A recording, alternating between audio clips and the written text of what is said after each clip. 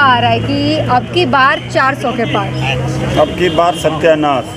हाँ और दूसरी बात है कि तीसरी बार है तो तीन पीढ़ियां खत्म हो जाएगी। हाँ, लेकिन मोदी खुद सरकार ही देश जल रहा है, महंगाई की मार झेल रहा है, नफरत अलग से है, बेरोजगारी चरम सीमा पर है।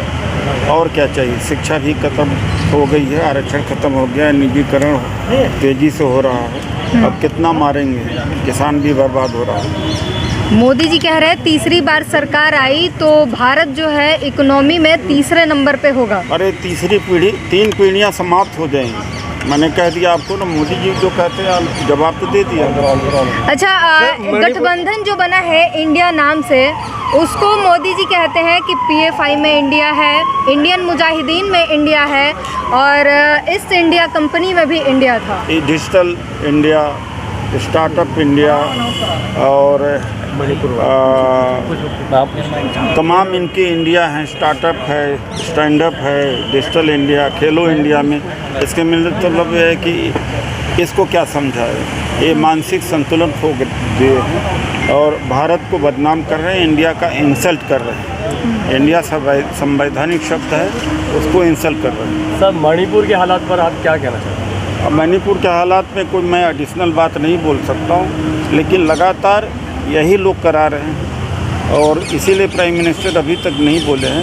आज सांसदों से बात भी हुई, जो सांसद गए थे मणिपुर एक दिन के लिए।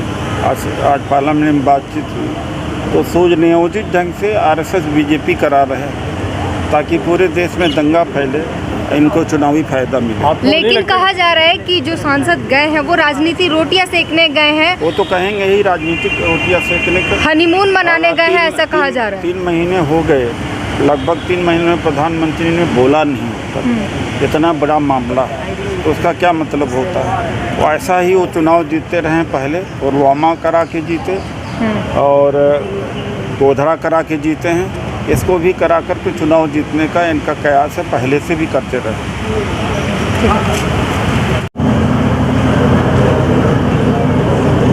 एक बात मैं और पूछना चाहता हूँ, शुक्ला जी हैं या चंदेलिया जी हैं, आप में से बहुत सारे लोग, आप हमारे हाँ, राज साहब क्या इन्होंने समाज के लिए नहीं लड़ा? इनके कहने पर कितना वोट देंगे, लेकिन एक ऐसे आदमी के कहने पर वोट दिया जो कभी लड़ा ही ना हो। रातों रात सारा वोट चला गया। मैं मानता हूँ कि अगर सब यूनियन बनाया, कुछ कमियां रही होंगी, लेकिन उस आदमी से तो अच्छे हैं जिसने कभी कोई काम ही नहीं किया, कभी दर्द ही नहीं किया, उसको तो तरफा आपने वोट दे दिया। एक किसकी कमी? अंदरूनी रूप से भी जब तक हम लोग अपने में बात नहीं करें, तब तक हमारा फायदा कोई ना कोई उठाता ही नहीं। इसीलिए जो भी संगठन में चलाया, मैं अंदरूनी पहले बात करता हूँ। जब हमने संगठन बनाया, मैं उसके बारे में चर्चा नहीं करूँगा, बस 2-4 मिनट मैं भी बोलूँगा। हालांकि हरनाम जी ने सोचा, कहा हम आपको सुनना चाहते हैं, आप बोल सकते हैं, आप 20 मिनट बोलिए। नहीं, इसलिए कि मैं जब संगठन बनाया तो मैं भी बड़ा, बाद में चल करके उपजातिवाद का बड़ा भयंकर शिकार हूँ। और जितने ज़्यादा जागृति हो रही है, जितने ज़्यादा अम्बेडकरवाद बढ़ रहा, उतने ज़्यादा हम बढ़ते चले जा रहे हैं, उपजातिवाद पैदा होता जा रहा है। बाबा साहब ने कहा था संगठित हो, तो यहाँ संगठन ही बनाने में लग गए हैं, चाहे 2 आदमी हो तो 3 आदमी हो।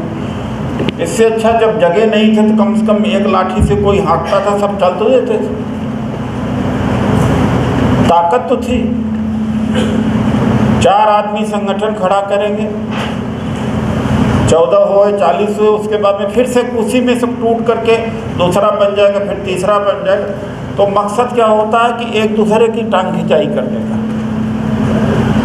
हम लक्ष्य को भूल जाते हैं। देखिए, हमारा अपना तरीका है और उस तरीके में मैं कामयाब भी हुआ। कुछ हद तक जितना हुआ कि हम आपस में तो बातचीत करें भाई, हम तो एक रहें, ये हमारे बस का है। हम एक दूसरे का साथ देते हैं, हमारे बस का है। मनवादी से हम मांग तो रहे हैं, नियंत्रण उनके पास है, लेकिन हमारे बस में तो नहीं है दबाव हम बना सकते हैं। मैं एक उदाहरण से समझाना चाहूँगा। विनोद पवार जी चेयरमैन बने हमारे असंगठित कामगार और कर्मचारी के। इस देश में 45 करोड़ असंगठित कामगार हैं, कर्मचारी है। ये दोनों डिपार्टमेंट मुझे पार्टी ने दिया। विनोद जी को जब बनाया तो कोई होर्डिंग इनकी नहीं लगी। हम कहा भैया ऐसे कैसे हो सकता है? दूसरे समाज के लोग तो अपने आप ही लगाने लगते हैं, आपके होर्डिंग लगाने वाला कोई क्यों नहीं दिखता? कांग्रेस के दफ्तर पर आप चेयरमैन बने। तब भी मैंने टेस्ट किया। हम कहीं समाज में आपस में ईर्ष्या करने की भावना होती है। अगर दूसरे समाज का होते, जाट समाज का होता, जाटो होता, गुजर होता, चाहे उसकी जान पहचान होती ना, वो होर्डिंग टांग देते। ये भी हमने देखा। ये कहीं ना कहीं होगा। वो कैसे बन गया भाई? तो हमें अपने गिरवा में भी झांक के देखना होगा। नहीं आप चाहे जितनी आलोचना दुश्मन की करते रहे, आप लोगों को आलोचना करके, काशीराम जी का मॉडल यही था, तिलक तराजू और तलवार मारो जूते चार, सवर्णों की तरफ पूरा गुस्सा उधर डाइवर्ट कर दिया, लोगों को इकट्ठा कर लिया। लेकिन मिला क्या समाज को? वो भी एक तरीका होता है। एक जात दूसरे जाति के साथ खड़ा कर दी, मेहनत की जरूरत ही नहीं, आप एमएलए भी बन सकते हो। एक धर्म के दूसरे धर्म के खिलाफ में आप बोलना शुरू कर दीजिए, आप नेता बन जाएंगे। इस देश में नेता बनना, एमएलए एमपी भी बनना आसान है, कोई मुश्किल की बात नहीं। लेकिन रचनात्मक तरीके से काम करके बड़ा मुश्किल है। और सामाजिक काम जो भी करे वो समझ लीजिए कि उम्मीद न करे कि वो कोई राजनीतिक सफलता प्राप्त करेगा या समाज उसको इज्जत देगा। मर जाने के बाद भले समाज उसको पूछे, वो कभी सफल नहीं होता। वो प्रधानी को चुनाव नहीं जीत सकता। कहते ना समाज की काम करो, समाज का काम करो, ये मत उम्मीद करते।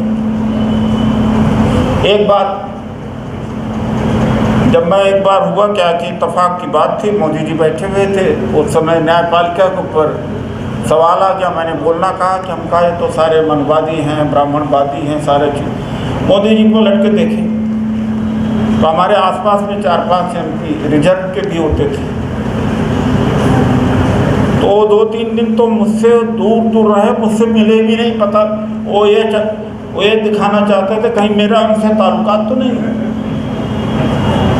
2-3 दिन हमको नमस्कार भी नहीं किया। इसलिए कि आप 16% हैं, 84% वाले दूसरे हैं।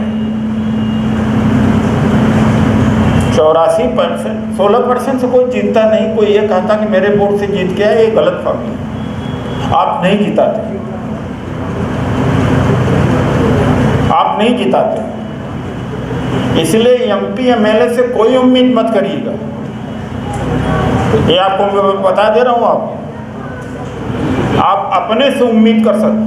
कोई हो जाता है, बोल देता है, लेकिन उसको मरने के लिए तैयार रहना चाहिए। उसे अपने आप को ख़त्म करने के लिए तैयार रहना चाहिए, तभी वो कुछ कर सकता, वरना कर नहीं सकता। क्योंकि दूसरे लोग चुनने वाले होते हैं। तो बहुत सारी जो भ्रांतियाँ हैं कि हम देख लेंगे, हरा देंगे। आप क्या हरा देंगे? 84% तो दूसरे लोग हैं। आप क्या जिता देंगे, क्या हरा देंगे? भाई कुछ नहीं कर सकते।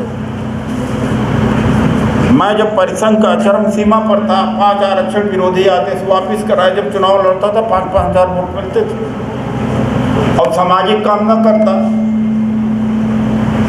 और समीकरण बैठाता, अपने बूते 1-2 लाख वोट सकता। तो ये समाज की बात है, इसको समझने की ज़रूरत है। इसलिए एक संवाद का समय आया है। हरनाम जी ने भी कहा, शुक्ला जी ने भी कहा, शुक्ला जी ने बड़ी ईमानदारी से कहा, 30-40 साल उनको भी देखा है, इनको भी देखा है, और देखा तो कोई गलत नहीं किया। लेकिन मैं आपको यह भी बता, मैं कभी इनके पास जाता ना, लेकिन मेरी विचारधारा, मैं सीधा संसद में गया और संसद से निकल ही गया, मैं पार्टी में नहीं गया था। इनके 2 दिन पार्टी काम नहीं किया था, मैं सवाल ही नहीं पैदा होता कि मैं कब, ये मेरे पास मेरे घर पर नितिन गडकरी और राजनाथ जी वगैरह आए चाय पीने के बाद, इन लोगों ने कहा कि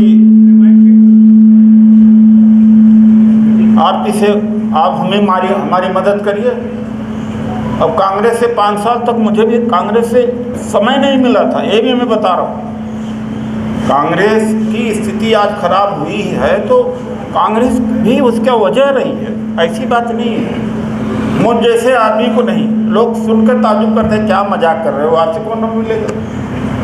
उस समय की बात 2009, 10, 11, 12, 13 तो कहा कि आप चुनाव लड़ना चाहेंगे, हम कहा लड़ लेंगे। बायोडाटा मैंने कहीं नहीं दिया है, सीधा नाम अनाउंस कर दिया, संसद में गया, वहाँ से निकल ही गया।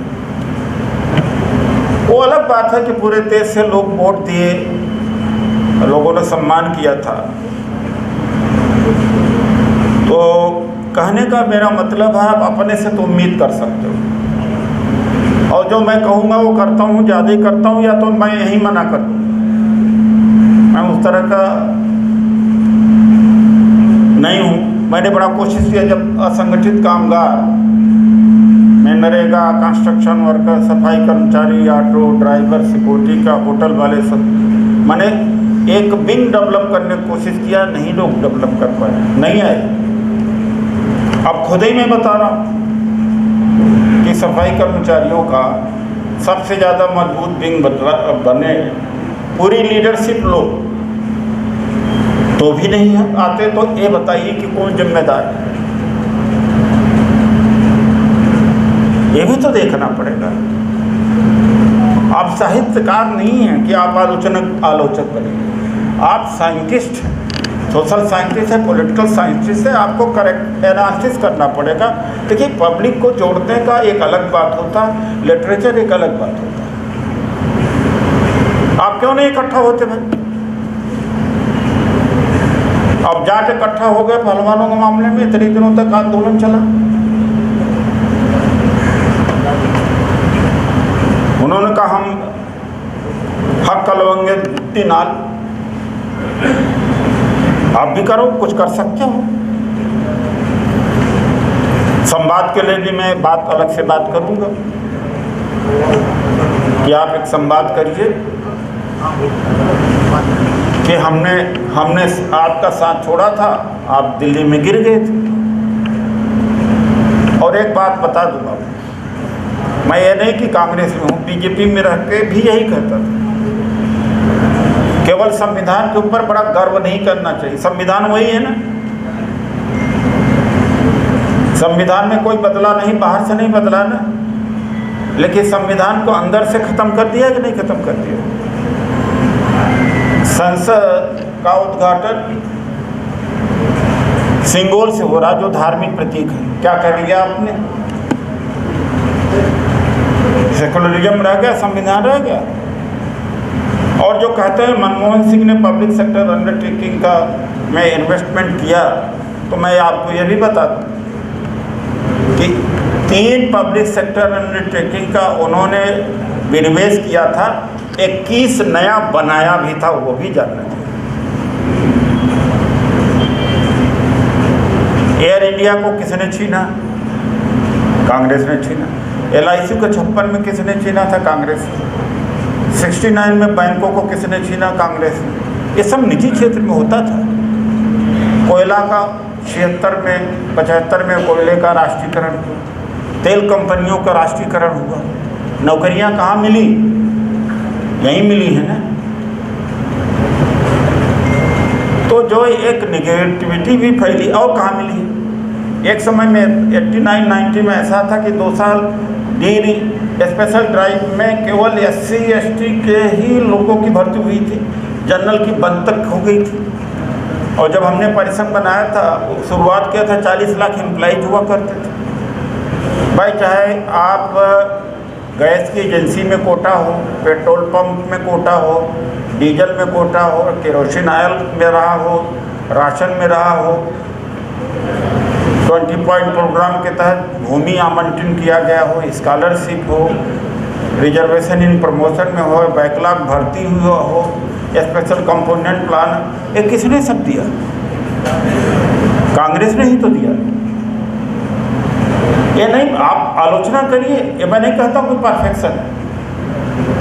अगर मान लीजिए नेहरू जैन जी, नेहरू जी के सामने मैं नेहरू को बहुत बड़ा आदमी मानता हूँ, अब मैं मानने लगा, पहले नहीं मानता था। IIT वगैरह, इसरो वगैरह, यूनिवर्सिटीज, कॉलेजेस सब उसी समय बने हैं, उसी में तो हम लोगों को जगह मिली है।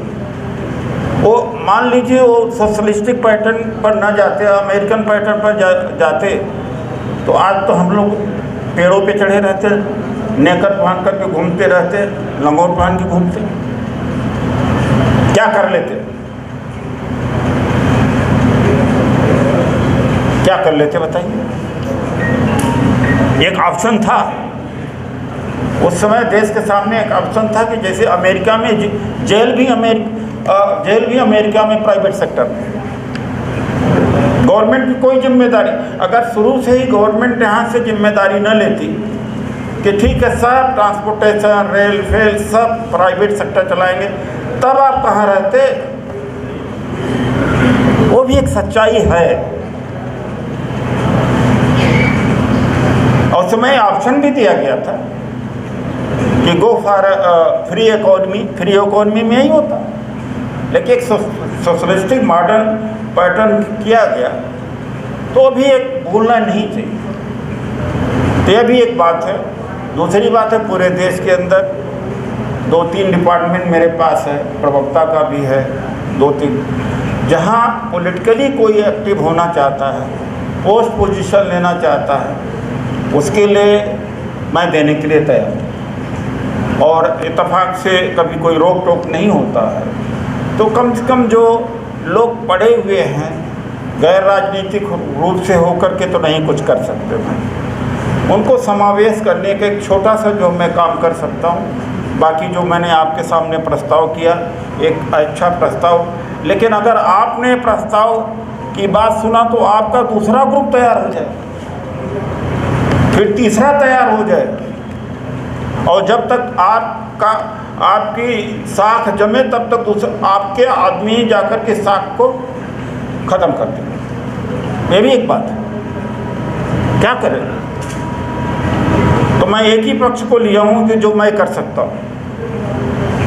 मैं अपने कर्मचारियों को भी, अधिकारियों को भी कहता हूँ, देखो बकवास मत करो, सवर्णों को दिन भर गाली देना जाकर, तुम क्या समाज के लिए देते, कितना पैसा देते, इन लोग से पूछना चाहिए कितना पैसा दिया इसके लिए, कितना एकता कर सकते हैं, कितनी मीटिंग कर सकते हैं, कितना निजीकरण के खिलाफ खड़ा हो सकते हैं।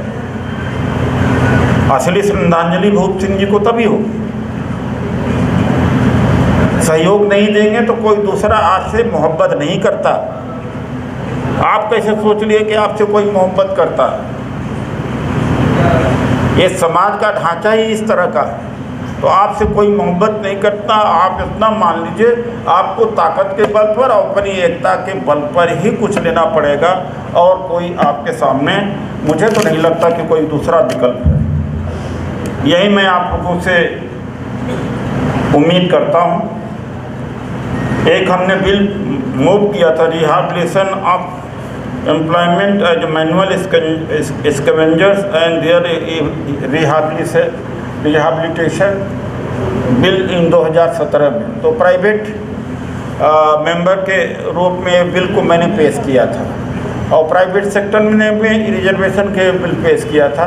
जैसे हरनाम जी ने कहा 2013 में कानून तो बन गया, लेकिन वो लागू हो तब तो, और लागू करने के लिए तो हम लोगों को एक करना पड़ेगा, कहीं ना कहीं करना पड़ेगा।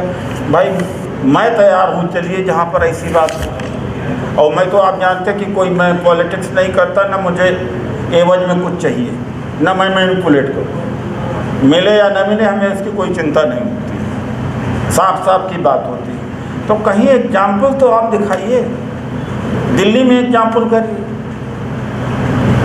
बहुत सारी चीज़ हैं जहाँ ऐसी बात है वहाँ जाके पकड़ लो, इंजीनियर को डालो, 50 आदमी इकट्ठा करो कि अब दोबारा नहीं होना चाहिए, तो कहीं ना कहीं हो। अब जहाँ तक कि जो मशीनों की बात है, मैंने सोमनाथ भारती से बात किया, का हो रहा, अब पता लग रहा है जो आपका क्लीनिंग ट्रक्स है, तो पता लगा कि पैसा नहीं है। सब चीज़ के लिए पैसा है, विज्ञापन के लिए पैसा है, इनके लिए पैसा नहीं है। लेकिन चूँकि ऑफिशियली मुझे कार्यक्रम प्रोग्राम नहीं दे रहे हैं, तो इसलिए मैं ज़्यादा नहीं कर सकता हूँ। वीडियो कैसी लगी आप अपने कमेंट्स के माध्यम से हमें बता सकते हैं और चैनल को लाइक, शेयर और सब्सक्राइब ज़रूर करें। धन्यवाद।